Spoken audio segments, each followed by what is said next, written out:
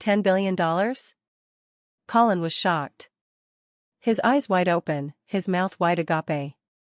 He knew that his grandfather was very wealthy, but back then, he was too young to understand the concept of money. He only knew that the West family was one of the wealthiest families in Eastern Peak and even the country, but he wasn't sure what his network was. Right now, he finally knew. If $10 billion were just pocket money, it meant that the entire West family had a net worth of more than $1 trillion. Frankly speaking, at this moment, he was slightly touched and swayed. However, when he thought about his deceased parents and how his grandfather was part of the reasons why they had died, he knew he could never easily forgive him. Sensing his frustration, Simon quickly said, "Young master, you are one of the West family members, so the money is yours.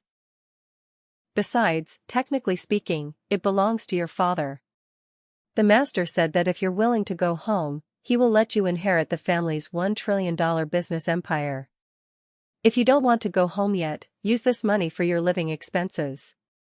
Oh yes, another piece of news: Amber Crest's largest and most profitable company, the Emgrand Group, with a market value of $100 billion, had been wholly acquired by the West family yesterday.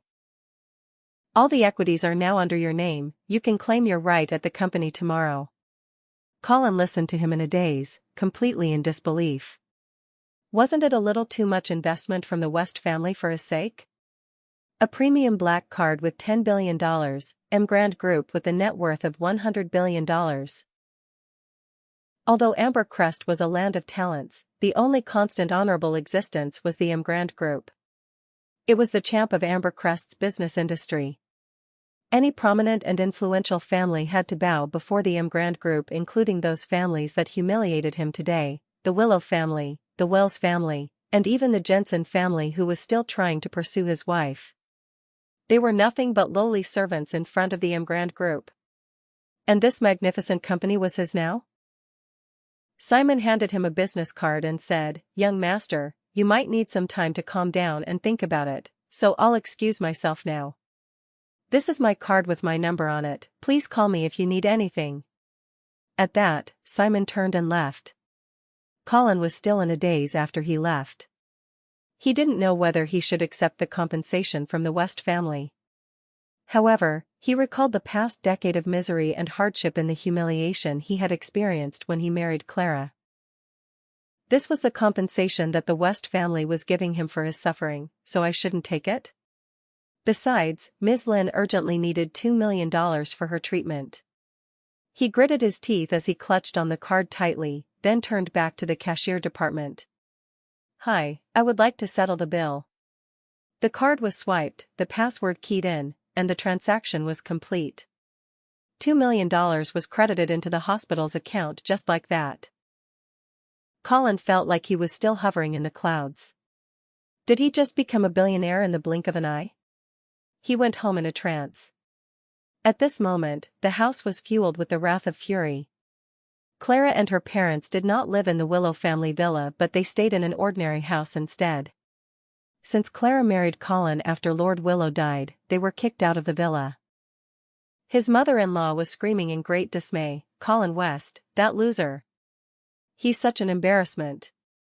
If you don't divorce him now, your grandma might kick you out of the Willow Group." Clara said calmly, "If she does, I'll just find another job." "You," her mother growled angrily, "what's so good about that loser, anyway? Why can't you just divorce him and marry Walter? If you marry Walter Jensen, our whole family can hold our head up high." Her father added, "Your mom's right. If you marry Walter, our family will immediately become a precious treasure in the family. Your grandma will cherish and pamper you every day." Clara uttered, "Just stop. I won't divorce Colin." "You." Both parents had wanted to keep on persuading Clara when Colin pushed the door open and walked in. His in-laws gave him a dirty look when they saw him. His mother-in-law snorted in disgust. "I thought you'd forgotten the way home, loser." Colin sighed quietly inside his heart. His mother-in-law had always looked down on him, but what would she do if she were to know that he was now the owner of Emgrand Group and had $10 billion in cash? However, this was not the time to reveal his true identity. He had left the West family for a long time now. Who knew how the family was doing now? What if someone from the family targeted him if he exposed himself?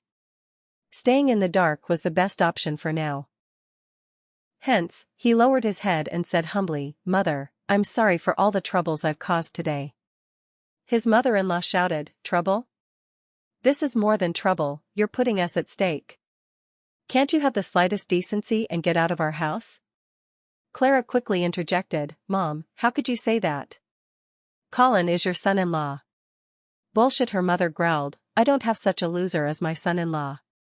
It's better if he can go as far away as he can." Clara nudged Colin and said, "Hurry, let's go back to the room." Colin nodded gratefully and fled back to the room. They had been married for 3 years, but they had never consummated the marriage, not even once.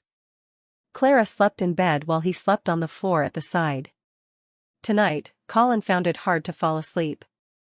What unfolded today was a real shock and consternation, and he had yet to digest it. Before going to bed, Clara said, "How is Ms. Lynn doing? I have about $100,000 with me now, you can use it tomorrow." Colin said, "It's okay. Someone paid her bill and transferred her to Eastern Peak for treatment." "Really?" Clara exclaimed in awe. "Wow. So, Ms. Lynn will be fine then?" "Yes," Colin said, "Ms. Lynn has done good deeds throughout her life and helped so many people. Now, someone is returning her favor." "Glad to hear that." Clara nodded with a smile. "You can have peace of mind now." "Yes. I want to sleep now. There's a lot to handle and the company lately, I'm exhausted." "What's happening in the company?" "It's not doing very well lately. Grandma wants to collaborate with Emgrand, but Willow Group is too weak as compared to their scale. They wouldn't even bat an eye at us." "Oh? Has there not been a collaboration between Willow Group and Emgrand before?" Clara laughed sarcastically. "Of course not. What are we in the eyes of Emgrand? I bet we look like a speck of insignificant dust to them. Even Graham's family, Winona's fiancé's family, could barely scratch the tail of Emgrand's business empire. This is also why Grandma is eager for them to be married soon so the Wells family can help our family build some connections with Emgrand." Colin nodded knowingly. The Willow family had used all the tricks up their sleeves to collaborate with Emgrand Group. However, Madame Willow never would have thought that he owned Emgrand Group now. Thinking of this, Colin decided to take over Emgrand Group and lend a hand in her business. The Willow family did not treat her fairly and they bullied her too much. As her husband, he had the responsibility to help her. He said in his heart earnestly, "Clara, your husband is different now. I will not let anyone look down on you again.